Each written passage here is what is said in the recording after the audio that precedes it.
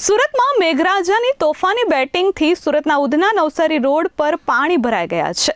વહેલી સવારથી પડી રહેલા વરસાદના કારણે પાણી ભરાઈ જતા લોકોને ખૂબ હાલાકી પડી છે.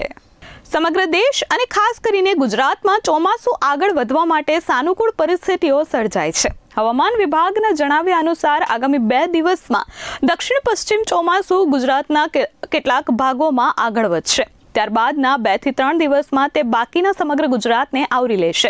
આ સાથે જ 2 જુલાઈથી ઉત્તર પશ્ચિમ ભારતમાં એક નવું વેસ્ટર્ન ડિસ્ટર્બન્સ પણ સક્રિય થવાની સંભાવના છે. સુરતમાં લાંબી રાહ જોયા બાદ મોડી રાતથી શરૂ થયેલા ધોધમાર વરસાદે પ્રી-મોન્સૂન કામગીરીના દાવાઓની પોલ ખોલી નાખી છે. શહેરના ઉધના નવસારી રોડ વિસ્તારને જળમગ્ન કરી નાખ્યો છે. સુરતમાં ઉધના નવસારી રોડ જેવા વ્યસ્ત વિસ્તારોમાં ઘૂંટણસામાં પાણી ભરાતા વાહનો બંધ પડ્યા હતા. બીજી તરફ આજે વહેલી સવારથી જ રાજ્યના વિવિધ ભાગોમાં વરસાદી માહોલ હતો અને સુરતમાં પણ ધુઆંધાર બેટિંગ મેઘરાજાની જોવા મળી હતી.